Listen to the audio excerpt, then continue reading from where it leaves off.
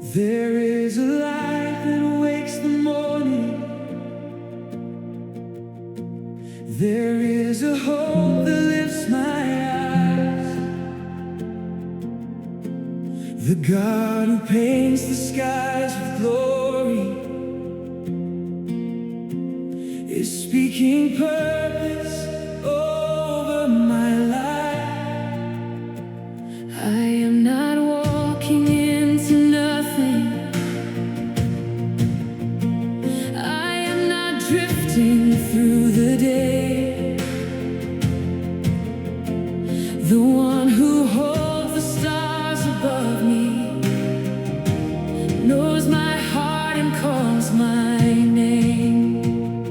Before I speak, you hear my heart. Before I move, you light my path. Your love is strong, your word is true.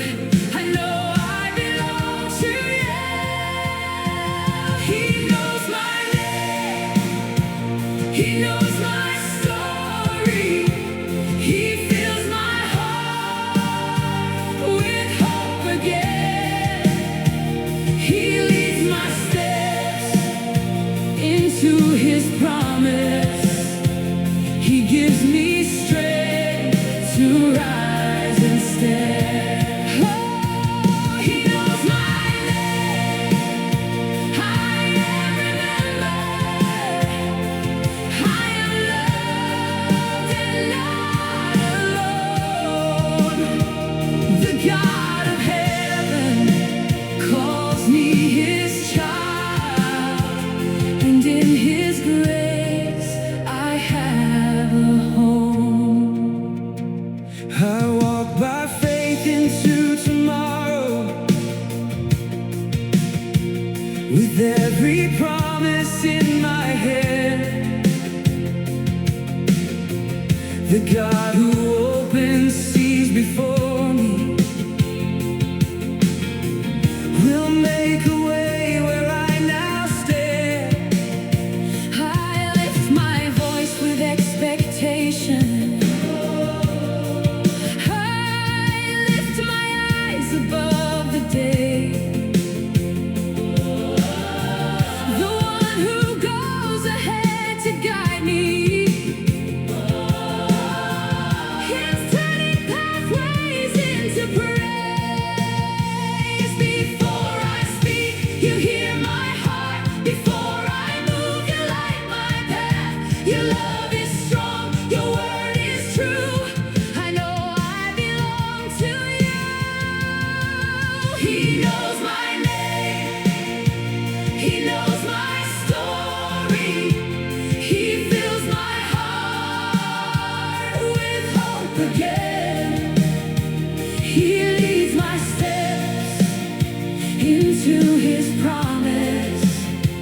He gives me strength to rise and stand.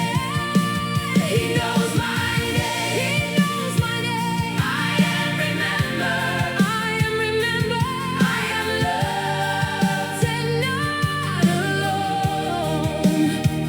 The God of heaven calls me His child, and in His grace I have a home. I am seen, I am loved, I am lifted by the Father's love. I am chosen, I belong. In His presence I am strong. I have joy, I have peace, I have victory because He lives. I am covered, I am free. Jesus knows the best in me. I will run and not grow weary. I will walk and never faint. I will rise on wings like eagles, for my God renews my strength. I will sing with expectation. I will praise before I sing, for the one who knows my future has prepared good things for me. He knows my name. He knows my story. He fills my heart with hope again. Oh,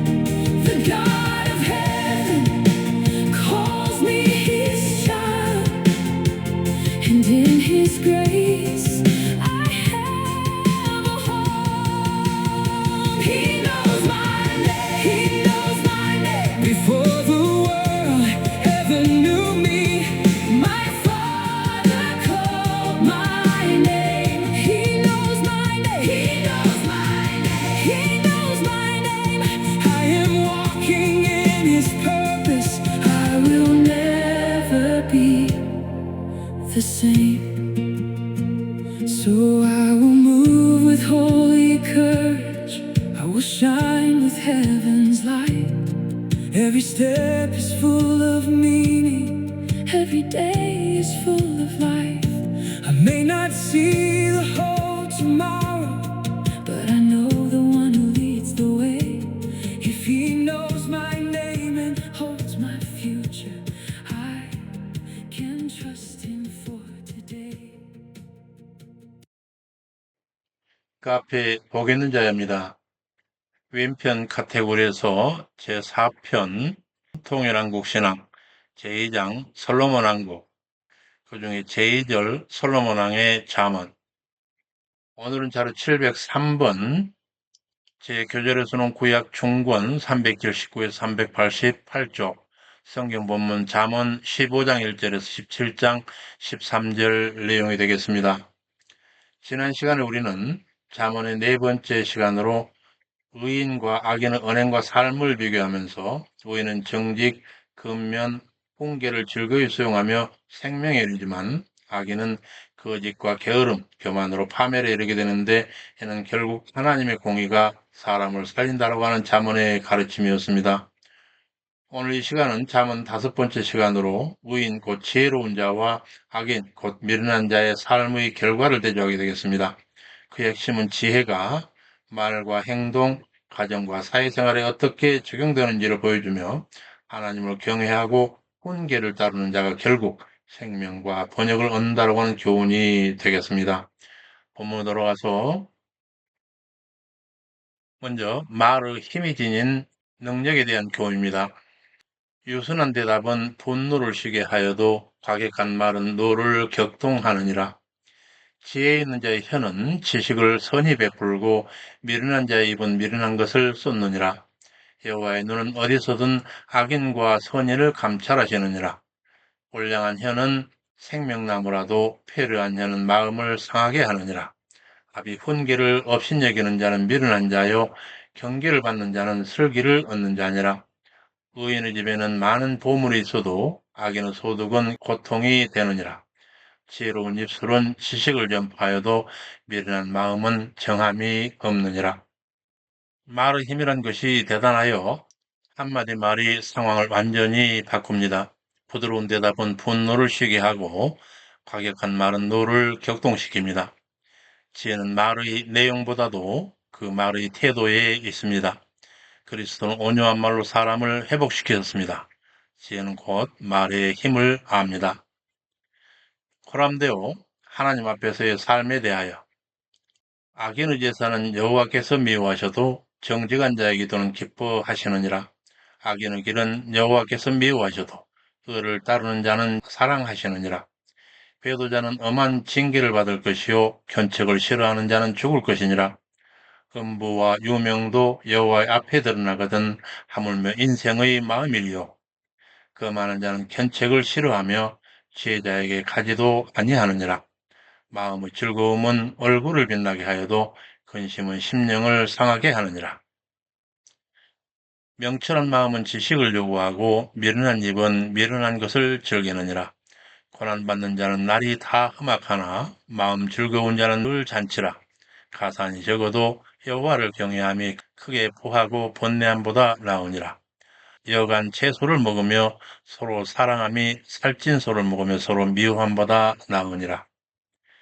겉으로 드리는 것보다 하나님은 드리는 그 중심을 보십니다.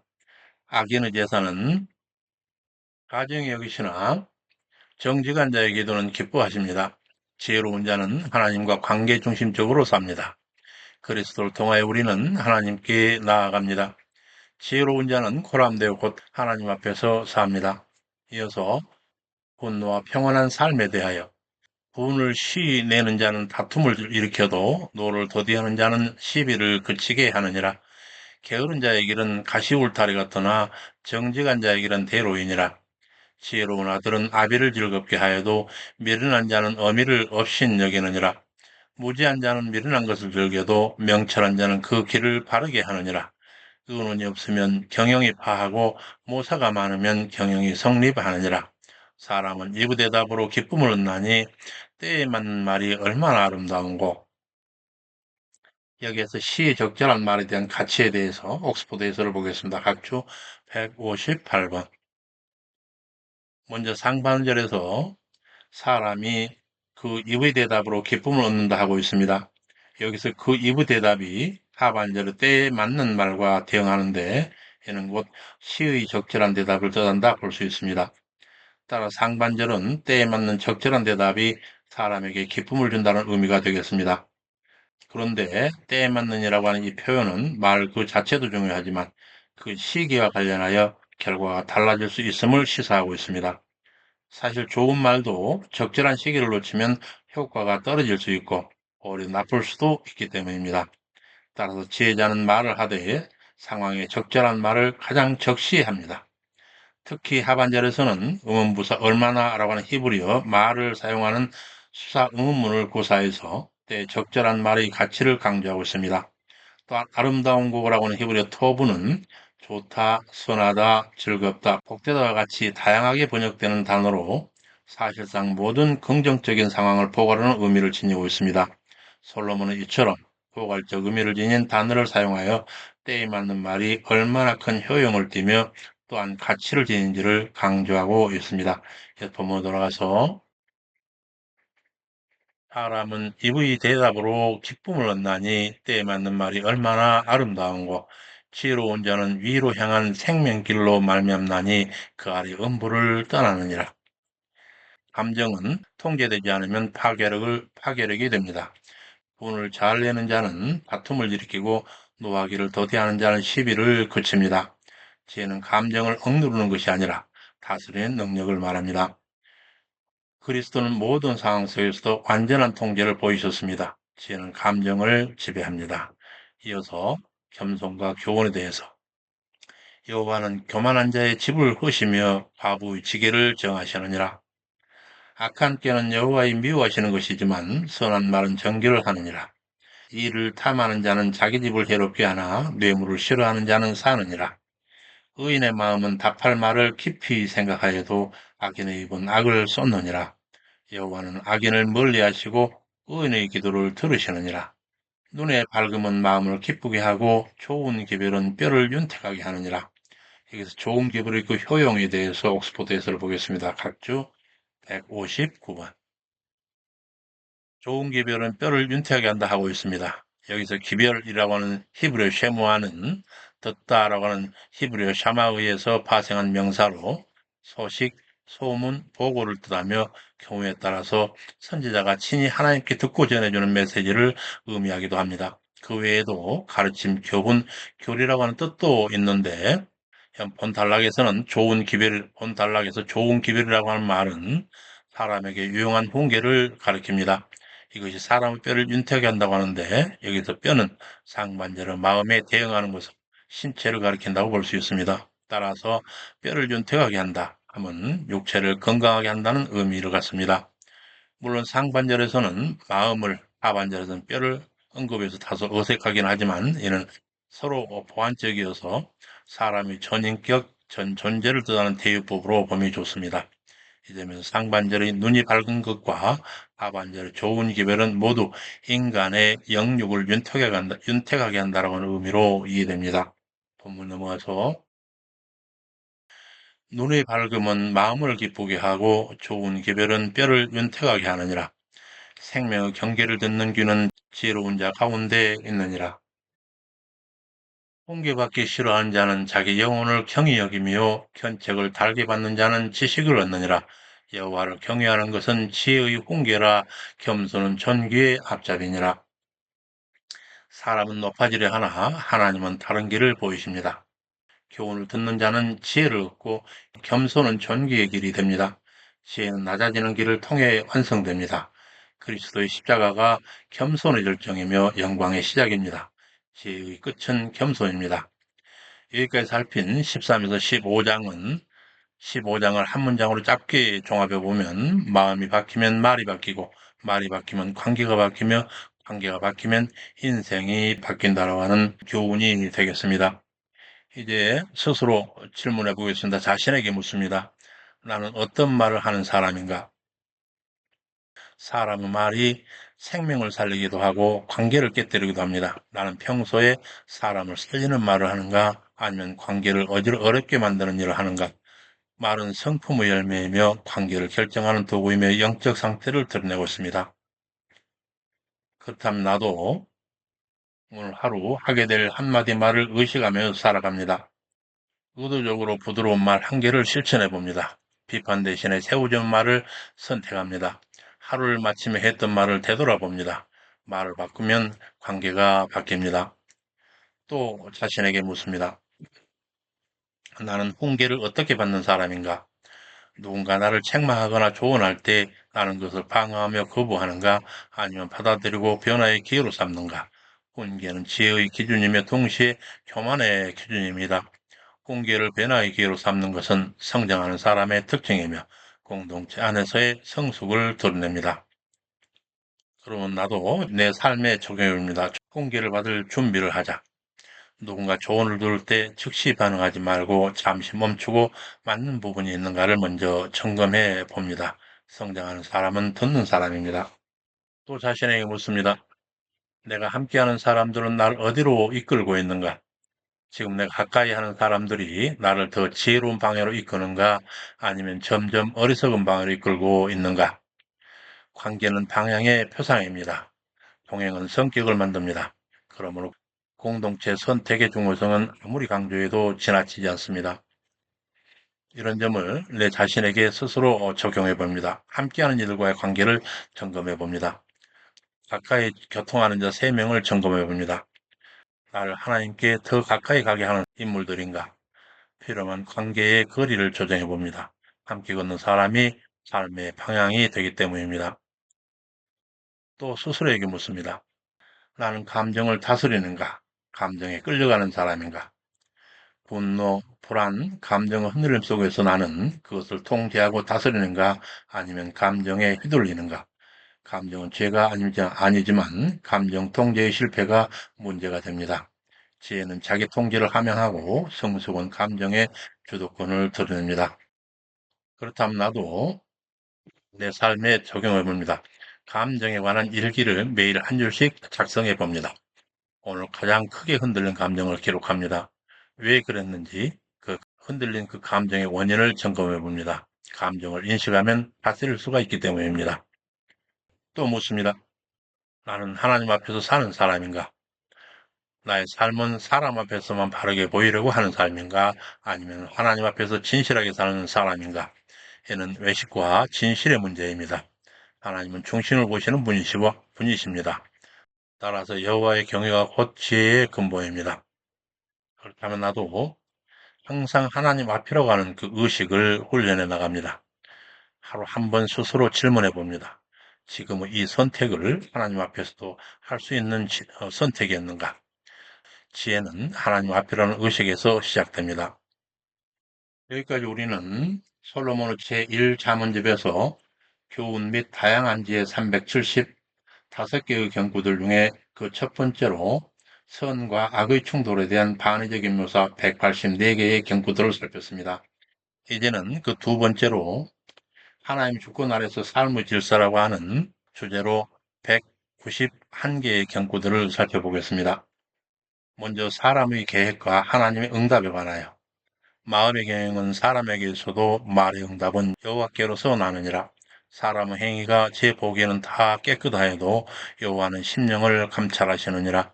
너희 행사를 여호와께 맡기라. 그리하면 경영하는 것이 이루리라. 지혜로운 사람은 계획이 없는 사람이 아닙니다. 오히려 계획 위에 하나님의 손을 인정하는 사람입니다. 사람은 길을 계획하지만 걸음을 인도하시는 분은 여호와이십니다. 참 지혜란 자기 확신이 아니라 하나님의 주권 앞에 자신을 맡기는 것입니다. 성경 전체는 인간 계획 위에 역사하시는 하나님의 손길을 증언합니다. 요셉의 형들은 악을 계획했지만 하나님은 생명을 구원하셨고 십자가 죽음을 계획한 세상 권세들조차 결국 하나님의 구속 계획을 이루는 도구가 되었습니다. 결국 하나님의 주권은 그리스도의 십자가 안에서 가장 완전하게 드러납니다. 이어서 교만을 미워하시는 하나님에 대해서 여호와께서 온갖 것을 소용에 적당하게 지으셨나니 악인도 악한 날에 적당하게 하셨느니라. 무릇 교만한 자를 여호와께서 미워하시나니 피차 손을 잡아도 벌을 면치 못하리라. 교만은 단순한 성격 문제가 아닙니다. 교만은 하나님 자리에 인간 자신을 올려놓는 죄입니다. 교만은 내 삶의 주인은 나라고 하는 바로 그 생각입니다. 하나님은 높은 탑보다 낮아진 마음을 기뻐하십니다. 지혜로운 사람은 자신을 드러내는 사람이 아니라 하나님 앞에 자신을 낮추는 사람입니다. 성경의 역사는 교만과 겸손의 충돌 역사입니다. 바벨탑은 인간 교만의 상징이었고 느부갓네살은 스스로 높아졌다가 짐승처럼 낮아졌습니다. 반대로 그리스도는 극상의 하나님 본체이시지만 자기를 비워 종 형체를 입으셨습니다. 참 지혜는 십자가의 겸손 안에서 완성됩니다. 이어서 사람의 길과 여호와의 인도하심에 대해서 인자와 진리로 죄악이 속하게 되고 여호와 경외로 악에서 떠나게 되느니라. 사람의 행위가 여호와를 기쁘시게 하면 그의 원수라도 그와 화목하게 하시느니라. 적은 소득이 의를 겸하면 많은 소득이 불의를 겸함보다 나으니라. 마음으로 자기 길을 계획할지라도 그 걸음을 인도하는 자는 여호와시니라. 인간은 자유 외에 하나님의 더 크신 섭리가 있습니다. 참 지혜란 미래를 완전히 통제하려는 삶이 아니라 하나님의 인도하심을 신뢰하는 삶입니다. 지혜로운 사람은 미래를 다 아는 사람이 아닙니다. 오히려 한 걸음씩 하나님의 손에 자신의 길을 맡기는 사람입니다. 우리의 계획은 제한되지만 하나님 인도는 안전합니다. 아브라함은 갈 바를 알지 못하고 길을 떠났고 이스라엘은 광야에서 구름 기둥과 불 기둥의 인도를 받았습니다. 제자들은 자기 계획보다 그리스도의 부르심을 따라 살아가게 되었습니다. 결국 성도의 길은 내 계획의 길이 아니라 하나님이 인도하시는 순례의 길입니다. 다음은 왕권과 공의와 삶의 질서에 관해서 하나님의 말씀이 왕의 입술에 있은즉 재판 때 그 입이 그릇하지 아니하리라. 공평한 간칭과 명칭은 여호와의 것이요 주모인 속 추돌들도 다 그의 것이니라. 이에 대한 옥스포드에서를 보겠습니다. 각주 163번. 먼저 상반절은 공평한 간칭과 명칭은 여호와의 것이라고 선언하고 있습니다. 지레간자와 일컬을 칭, 저울질할 칭이 합쳐진 간칭이라고 하는 이 우리말의 의미는 지레의 원료를 사용한 저울, 곧 막대저울을 뜻합니다. 그리고 그릇명자에 일컬을 칭, 저울할 칭자와 합해진 명칭이라고 하는 우리말의 의미는 접시저울을 뜻하고 있습니다. 이처럼 공평한 저울들이 여호와의 것이라고 하는 말은 이것들을 사용하는 데 있어서 여호와께서 항상 개입하심을 함축하는 표현이라 할 수 있습니다. 하반절에서는 주머니 속의 추돌들도 다 여호와께서 지은 것이라고 선언하고 있습니다. 그런데 여기서 저울추를 넣는 주머니 속의 추돌이 일단 돌을 뜻하지만 복수형이라서 다양한 무게의 추돌들을 뜻하고 있습니다. 이것들은 하나님께서 다 지으셨다 하면 물건의 매매가 이루어지는 현장에서 하나님이 친히 저울추들을 간섭하신다는 뜻입니다.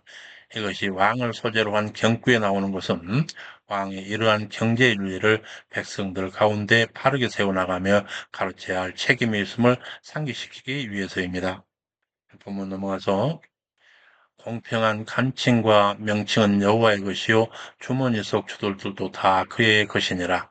악을 행하는 것은 왕의 미워하는 바니 그 보좌가 공의로 굳게 섬이니라. 의로운 입술은 왕들이 기뻐함이요 정직히 말하는 자는 그들의 사랑을 입느니라. 왕의 진노는 살육의 사자와 같아도 지혜로운 사람은 그것을 쉬게 하느니라. 왕의 희색에 생명이 있나니 그 은택이 늦은 비를 내리는 구름 같으니라.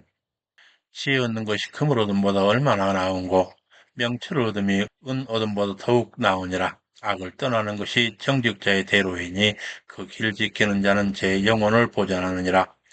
교만은 패망의 선봉이요 거만은 넘어짐의 앞잡이라. 겸손한 자와 함께하여 마음을 낮추는 것이 교만한 자와 함께하여 탈취물 나눔보다 나으니라. 삼가 말씀에 주의하는 자가 좋은 것을 얻나니 여호와를 의지하는 자가 복이 있느니라. 하나님은 강한 사람보다 겸손한 사람을 사용하십니다. 지혜로운 사람은 자신의 힘을 자랑하지 않습니다. 오히려 그는 공의를 사랑하고 정의를 붙들며 하나님 앞에서 자신을 낮춥니다. 교만은 무너지지만 겸손은 하나님 손 안에서 높아집니다. 이스라엘 역사 속에서 수많은 왕이 등장했지만 교만한 왕은 결국 무너졌습니다. 사울은 자기 힘을 의지하다 몰락했고 우시아는 교만으로 무너졌으며 바벨론 왕 느부갓네살 역시 높아진 마음으로 심판을 받았습니다. 반대로 다윗은 넘어짐이 있었지만 하나님 앞에 자신을 낮추는 자리로 돌아왔습니다. 그리고 마침내 그리스도께서 오셨습니다. 참 왕이신 그리스도는 세상 왕들처럼 자신을 높이지 않으셨습니다. 그는 섬기시는 왕으로 오셨고 십자가의 낮아짐으로 영원한 왕권을 이루셨습니다. 이번에는 지혜로운 말은 능력에 대한 경고입니다. 마음이 지혜로운 자 명철하다 일컬음을 받고 입이 선한 자 나무 학식을 더하게 하느니라. 명철한 자에게는 그 명철이 생명의 샘이 되거니와 미련한 자에게는 그 미련한 것이 징계가 되느니라.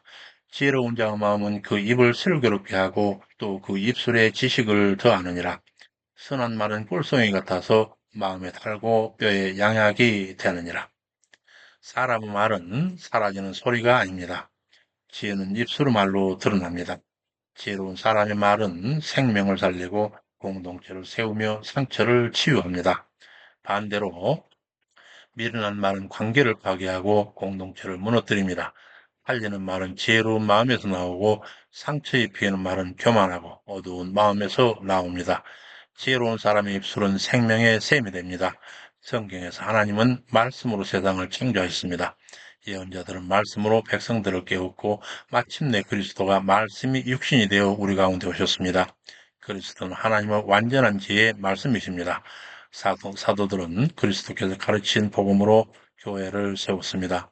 그러면 성도의 입술은 그리스도를 닮아 진리를 말하고 은혜를 전하며 생명을 세우는 입술이 되어야 합니다.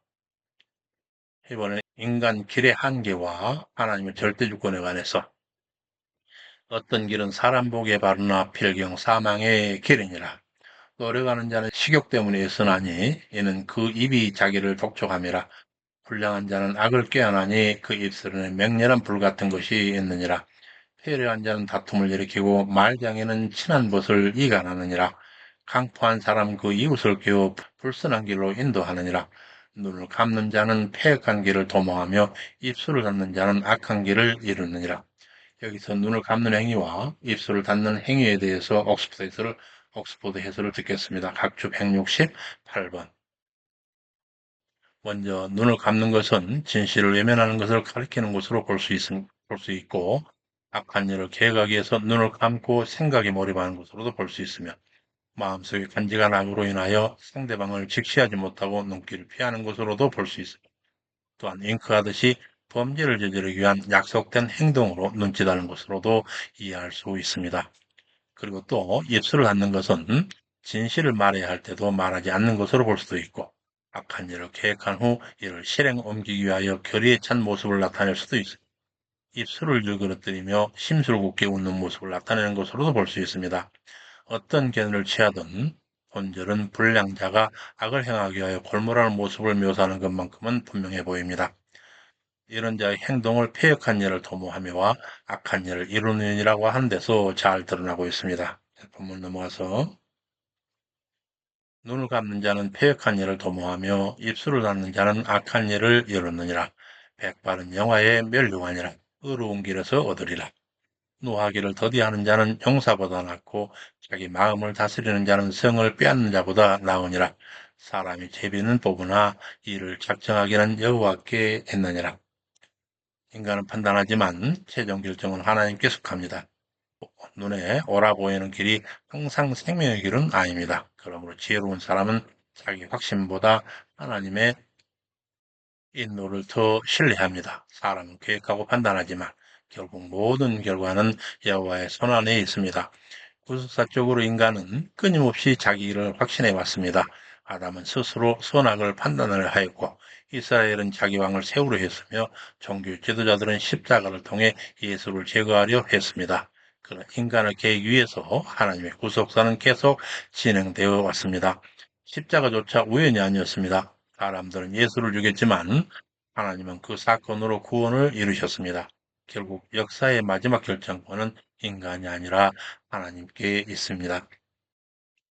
그래서 화평한 공동체의 가치에 대해서 마른 떡 한 조각만 있고 화목하는 것이 육선이 집에 가득하고 다투는 것보다 나으니라. 슬기로운 종은 주인의 부끄러움 되는 아들을 다스리겠고 또 그 아들 중에서 유업을 나누어 얻으리라. 이 슬기로운 종과 부끄러운 아들에 대한 옥스퍼드에서를 보겠습니다. 각주 171번. 슬기로운 종과 부끄러움을 끼치는 아들의 상황을 비교함으로써 슬기로움의 중요성을 강조하고 있습니다. 여기서 종이 주인의 아들을 다스린다는 이 표현은 고대 근동에서 슬기로운 종으로 미르는 아들의 후견인을 삼기도 하였던 것을 반영하는 표현인 듯합니다. 그리고 유업을 나누어 얻는다고 하는 그 말 그대로 종이 그 기업을 분배받는다고 하는 말입니다. 물론 율법의 가르침에 의하면 유업은 아들에게 분배되었고 그 서열에 따른 배당분 역시 분명하게 규정되어 있습니다. 따라서 종이 기업을 분배받는 일은 율법 어디에도 나와 있지는 않습니다. 그러나 그것이 전혀 불가능한 일만은 아니었습니다. 종이란다 하더라도 충성심과 성실성을 겸비하며 그 능력을 인정받을 경우 아들처럼 유산을 물려받을 수 있는 경우도 간혹 있었습니다. 솔로몬은 바로 이와 같은 사례를 상기시킴으로써 사람의 삶에 있어서 슬기로움이 얼마나 중요한지를 보여주며 그것을 추구할 것을 촉구하고 있습니다. 본문 넘어가서 슬기로운 종은 주인의 부끄러움 되는 아들을 다스리겠고 또 그 아들 중에서 유업을 나눠 얻으리라. 도가니는 은을, 풀무는 금을 연단하거니와 여호와는 마음을 연단하시느니라. 악을 행하는 자는 괴소한 입술을 잘 듣고 거짓말하는 자는 악한 혀에 귀를 기울이느니라. 가난한 자를 조롱하는 자는 창조주를 멸시하는 자요 사람의 재앙을 기뻐하는 자는 형벌을 면치 못할 자라. 손자는 노인의 면류관이요 아비는 자식의 영화이니라. 하나님은 많이 가진 공동체보다 화목한 공동체를 기뻐하십니다. 인간 관계의 중심에는 언제나 마음이 있습니다. 그래서 하나님은 외적 조건보다 내면을 먼저 연단하십니다. 참지혜는 경쟁보다 화목을 선택하고 자랑보다 관계 회복을 선택합니다. 하나님이 기뻐하시는 공동체는 화려한 공동체가 아니라 화목한 공동체입니다. 지혜로운 사람은 다투는 성리보다 화평의 은혜를 선택합니다. 성경의 역사는 깨어진 관계의 역사였습니다. 가인은 아벨을 죽였고 형제들은 요셉을 팔았으며 이스라엘은 끊임없이 분열되었습니다. 그러나 그리스도께서 오셔서 원수된 것을 품으시고 화평케 하시는 중보자가 되셨습니다. 십자가는 하나님과 인간, 인간과 인간 사이를 회복시키는 참된 화목의 사건이었습니다. 거짓과 악의 순환에 관한 경고들입니다. 군 외의 말을 하는 것도 미련한 자에게 합당치 아니하거든 하물며 거짓말하는 것이 존귀한 자에게 합당하겠느냐. 뇌물은 임자의 보기에 보석 같은즉 어디로 향하든 형통케 하느니라. 이 뇌물 문제에 대한 옥스퍼드 해설을 보겠습니다. 각주 174번. 본절은 뇌물을 받는 자에게 있어서 뇌물은 보석과 같이 매력적인 것이어서 그의 판단력을 둔화시키며 따라서 뇌물이 어디로 방향을 잡든지 그 하려는 일이 잘 이루어지게 만든다는 의미가 됩니다. 그러나 뇌물은 공정한 판단을 어렵게 만들고 이에 따라 억울한 자를 만든다는 점에서 하나님이 미워하시는 것으로 규정됩니다. 이는 의로운 자들, 특히 가난한 자들로 더욱 비참한 상황에 빠지게 하는 결과를 초래하는 것이 보통입니다. 이처럼 공법을 흐리게 하고 사람의 판단을 어둡게 하기에 성경은 뇌물수수를 여러 곳에서 반복적으로 정죄하고 있습니다. 본문 넘어가서 뇌물은 임자 보기에 보석 같은즉 어디로 향하든지 형통케 하느니라. 허물을 덮어주는 자는 사랑을 구하는 자요 그것을 거듭 말하는 자는 친한 벗을 이간하는 자니라. 한마디로 청명자를 경계함이 백대로 미르는 자를 때림보다 더욱 깊이 박히느니라.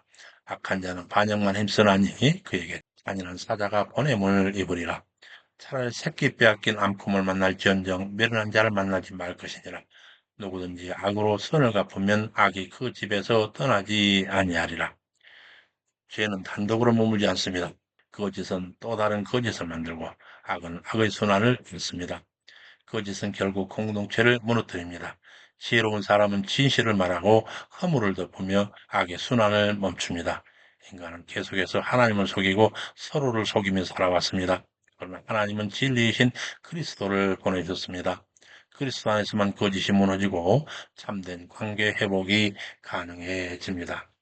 이렇게 오늘은 잠언 5번째 시간으로 의인 곧 지혜로운 자와 악인 곧 미련한 자의 삶과 그 결과를 대조하면서 이 가르침들의 핵심은 지혜가 말과 행동, 가정과 사회생활에 어떻게 적용된지를 보여주며 하나님을 경외하고 공기를 따르는 자가 결국은 생명과 번영을 얻는다라고 하는 경고드렸습니다. 다음 시간에는 잠언 6번째 시간으로 다툼을 멀리하고 말과 행동을 삼가며 미련함을 버리고 명철을 따르라고 하는 경고드립니다. 또한 불의한 재물보다 정직과 성실을 택하고 여호와를 경외하며 겸손하게 행하는 것이 참된 지혜이자 생명의 기름을 강조하는 교훈의 경고들을 살피게 될 것입니다. 수고 많으셨습니다. 우리 하나님의 자비로운 사랑에 우리 예수 그리스도의 제자된 여러분과 여러분 가정 구성원 각인의 영성 위에 항상 충만하시기를 간절히 축원합니다. 감사합니다. 샬롬.